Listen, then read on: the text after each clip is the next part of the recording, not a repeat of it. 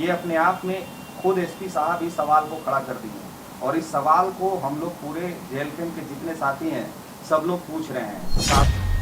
Police ने एक मनगढ़ंत कहानी बनाया और मीडिया को परोसा कि अगर उठाया गया, उनको पूछताछ किया गया, उनके हाथ जब हथकड़ी से बंधे हुए थे, तो उन्होंने जब लूटपाट भी किया, चलिए आपने हथियार भी लूट लिया, तो गोली अगर भागता है तो कहाँ लगता है? गोली लगता है पीठ में। एक भी पीठ में गोली नहीं लगी है। नमस्कार, आप देख रहे हैं जीटी रोड लाइव और मैं हूं आपके साथ पल्लवी।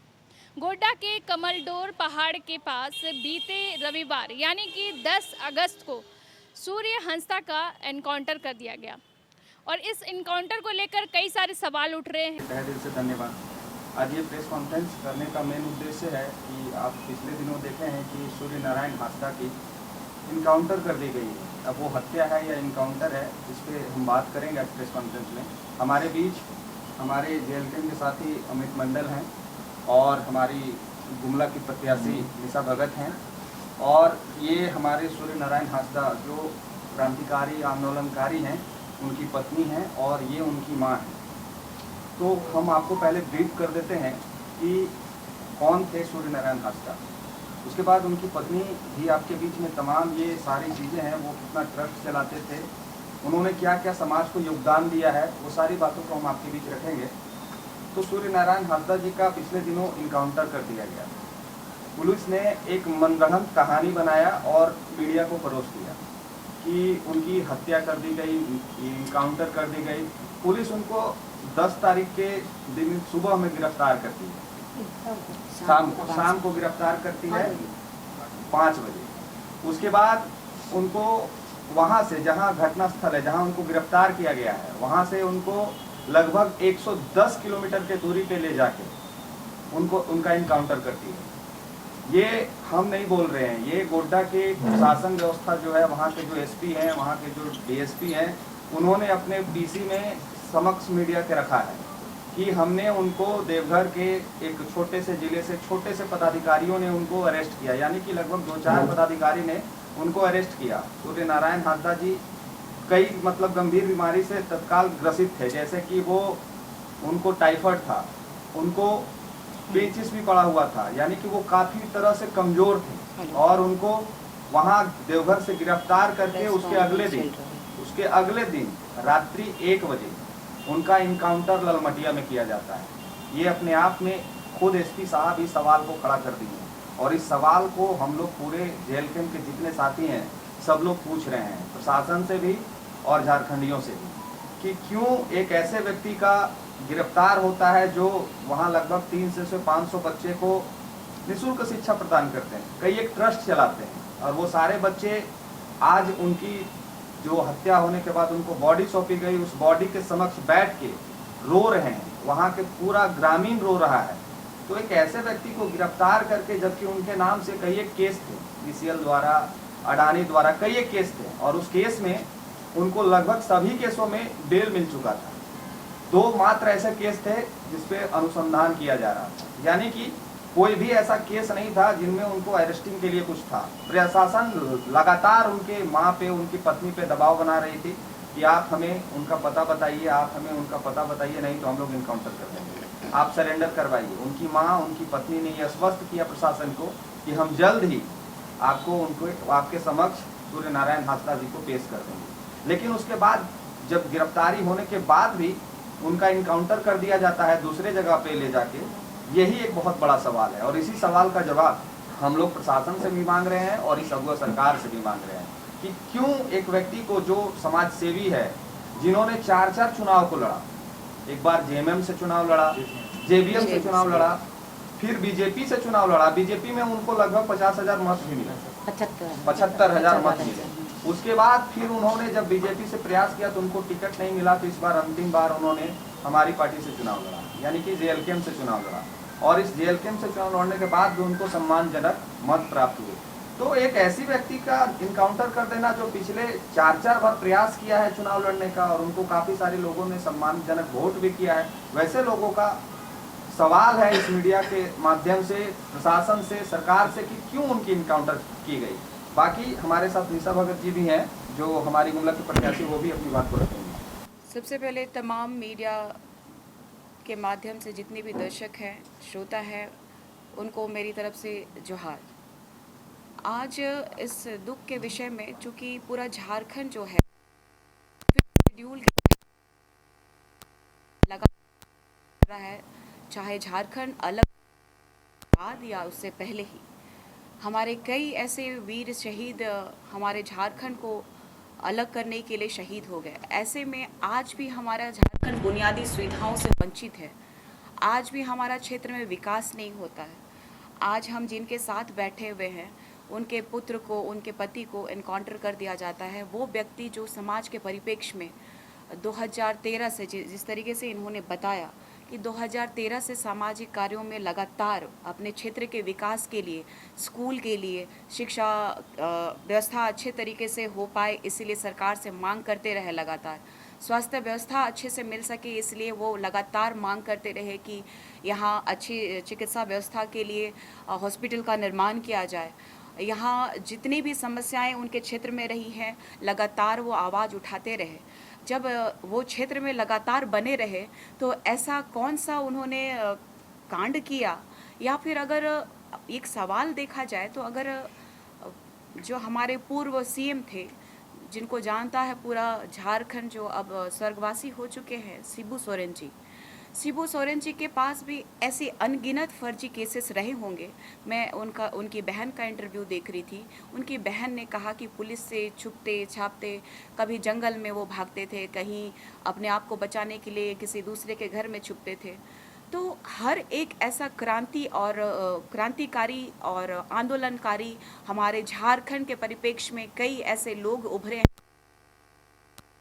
मांग को लगातार लड़ते रहे और उनके ऊपर फर्जी केसेस लगातार होते रहे।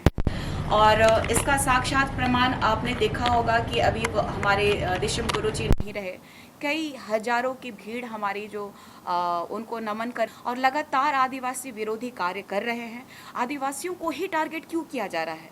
सबसे बड़ी बात है कि यहाँ पंकज मिश्रा का नाम आ रहा है, और ये पंकज मिश्रा जो लगातार अपने गतिविधियों से, कुकर्मों से वो प्रखरता से दिखाया था। 4 साल पहले 3 मई को रूपा तिर्की की हत्या हो जाती है, और उस समय भी इतना बवाल हुआ था कि उनको न्याय दिलाने के लिए, लेकिन ऐसी उनके पीछे क्या ताकत छुपी हुई थी कि पंकज मिश्रा बच गए। अभी भी ये प्रकरण दिख रहा है। जिस तरीके से 2 महीने पहले का स्टेटमेंट है कि जितने भी क्षेत्र में जो ज़्यादा बोलेगा, जो एक्टिविटीज़ क्रिमिनल्स की होगी, या फिर कोई ऐसा एक्टिविटीज़ करे जो सरकार के ख़िलाफ़ हो, तो उनकी हत्या हो जाएगी। तो क्या मैं पूछना चाहती हूँ आप लोगों के माध्यम से, पंकज मिश्रा क्या एसपी है? पंकज मिश्रा क्या वो थानेदार है? पंकज मिश्रा क्या प्रशासन का कोई ऐसा नुमाइंदा है जो कि वो जवाबदेही हो सकता है? लेकिन इस झारखंड राज्य का जब से हेमंत सोरेन जी हमारे झारखंड के मुख्यमंत्री बने हैं, ना स्वास्थ्य व्यवस्था हमारे ग्रामीणों को मिल रही है, ना शिक्षा की व्यवस्था मिल रही है। आज भी कई क्षेत्रों में जाइएगा तो गाँव में पुल नहीं है, अच्छा पानी पीने के लिए पानी नहीं है। ये जो शहर आप देख रहे हैं, ये चकाचौंध जो दिख रहा है, ये इसकी परिकल्पना हमारे झारखंड के शहीदों ने नहीं किया था।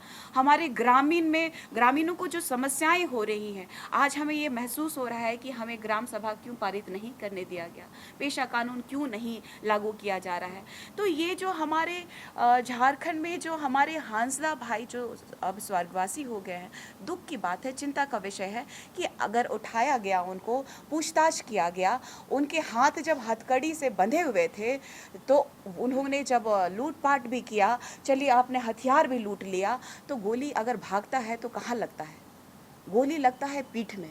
एक भी पीठ में गोली नहीं लगी है, जिससे पूरा स्पष्ट पता चलता है कि प्रशासनिक पदाधिकारी जितने भी लोग हैं आज गुंडे प्रवृत्ति के हो गए हैं, और आज हमारे झारखंड के मूलवासी और आदिवासियों के ऊपर लगातार प्रहार कर रहे हैं।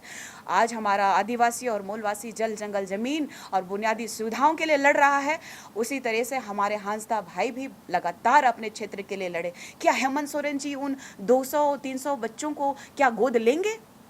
क्या हेमंत सोरेन जी उनकी जिम्मेदारी लेंगे? क्या उन्होंने अपना बाप खोया तो इतना पूरा समाज के सामने उन्होंने कहा, और उनका दुख को भी हमारे पूरे समाज के लोगों ने, सभी बिरादरी के लोगों ने दुख और दर्द को प्रकट करने के लिए नेमरा पहुंचे। आप नेमरा गांव ही देख लीजिए ना, वहाँ सड़कें नहीं थी। इतने टर्म से वो मुख्यमंत्री रहे, उनके पिताजी रहे, झारखंड आंदोलनकारी रहे, लेकिन वहाँ की सड़कें नहीं है। उनके जाने के बाद आज हेलीकॉप्टर वहाँ उतर रहा है, हेलीपैड बनाया जा रहा है। ये दुर्भाग्य का विषय है। पूरे देश को जानना चाहिए कि ये 5th शेड्यूल के तहत आने वाला ये जो राज्य है, हमारे झारखंडियों को जो शोषित और वंचित बनाया जा रहा है, तो यही सरकार है, यही अबुआ सरकार है, यही बबुआ सरकार है, यही हेमंत सोरेन की सरकार है, जो कि सिर्फ बाहरियों का यहाँ पे रुतबा है, यहाँ बाहरियों का दबदबा है। चाहे वो प्रशासनिक पदाधिकारियों की बात की जाए, चाहे यहाँ कोयले व्यापारी की बात की जाए, चाहे यहाँ के इतने अंडरवर्ल्ड डॉन सब यहाँ पे दिखाई दे रहे हैं। आपको यहाँ पे ऐसे माफियाज दिखाई दे रहे हैं, जैसे एनकाउंटर किया गया था अमन साहू जी का। ऐसे कई बाहरी लोग जो यहाँ पे तांडव मचाए हुए हैं, अपने जान का यहाँ पे लोगों को लाला पड़ा हुआ है, यहाँ के लोग त्रस्त हैं, उनको एनकाउंटर ना करके यहाँ के जिनविन मुद्दों के पे जो बात करने वाले लोग हैं, चाहे अगला टारगेट हो सकता है कि मैं हूँ, अगला टारगेट हो सकता है कि हमारे भाई हो, जो लोग भी इस समस्या को उजागर कर रहे हैं, जो भी हक अधिकार की बात कर रहे हैं, लगातार हेमंत सोरेन जी के गुंडों के द्वारा, ये प्रशासनिक गुंडों के द्वारा उनको दबाया जा रहा है, फर्जी केसेस किया जा रहा है, फर्जी एनकाउंटर किया जा रहा है। और ये दुर्भाग्य का विषय है कि हमारे झारखंडी भाइयों को और बहनों को, हमारे लोगों को डराया भी जा रहा है कि जो भी आवाज़ उठाएगा उसकी यही दुर्गति होगी। तो मैं आप लोगों के माध्यम से सभी झारखंड वासियों को, चाहे वो आदिवासी हो चाहे मूलवासी हो, सबको ये कहना चाहती हूँ, एक उलगुलान कीजिए, क्योंकि एक हमारा एक ही विधायक है, 81 में एक भारी है, टाइगर जयराम महतो जी। माननीय विधायक जी का ये जो पहल है एक सराहनीय है, और झारखंड के परिप्रेक्ष्य में एक नया उलगुलान लेके आएगा। और ऐसे ऐसे फर्जी इनकाउंटर कराने वाले जो हत्यारे हैं, जिसको कहा जाए कि ये हत्या जो हुई है, ये एनकाउंटर नहीं, ये हत्या हुई है। हत्या करने के बाद इन लोगों ने एनकाउंटर शो किया है। अगर नहीं होता हत्या तो उनके शरीर पे जला हुआ निशान नहीं होता। या तो सामने देख लीजिए, चाहे पीछे में देख लीजिए। मुझे लगता है मुझे दिखाना चाहिए आप लोगों को किस तरीके से उनको बुरी तरीके से जला दिया गया। मुझे लगता है कि जांच होगी सही से तो इनकी हत्या हुई है, उसके बाद ही इन लोगों ने एनकाउंटर, फर्जी एनकाउंटर किया है। अगर एनकाउंटर करना होता तो 2013 से समाज सेवी रहे हैं, क्यों नहीं मामला उठाया गया? जब 2 केसेस ही बच गए थे, अनुसंधान में चल रहा था, तो ऐसी क्या मजबूरी पड़ गई? पंकज मिश्रा को क्या ऐसा दर्द पड़ा हुआ था कि उनकी हत्या कराने पे उतर गए? और ये जो देख लीजिए, आप सभी देखिए, आप एकदम गौर से दिखाइएगा कि ये जो हत्या का जो पूरा निशान है, आपके कुछ मीडिया कर्मियों ने दिखाया, प्रखरता से दिखाया। इसके बाद देखिए करंट लगाया गया है, पीछे में एक भी गोली नहीं मारा गया है। स्पष्ट दिखाई दे रहा है कि एक भी गोली नहीं मारी गई है। कोई भी अगर भागता है तो पीछे से गोली मारा जाता है या फिर कोई वार किया जाता है। आप देखिएगा, पूरी तरीके से देखिए किस तरीके से उनके शरीर पे घाव का निशान है, लेकिन गोली का निशान नहीं है। तो इससे स्पष्ट पता चलता है कि प्रशासन पदाधिकारी आज के डेट में सबसे बड़े क्रिमिनल यही है। उन्होंने तस्वीरें दिखाई हैं कि जो एनकाउंटर होता है, पीछे से गोली लगती, लेकिन गोली का कोई निशान नहीं है। तस्वीर में दिख रहा है कि उनके बॉडी पर जले हुए का दाग है, करंट भी लगाया गया है, लेकिन कहीं पर भी गोली लगने का निशान नहीं है। देखते रहिए जीटी रोड लाइव। मैं हूं आपके साथ पल्लवी, अपने सहयोगी विवेक के साथ।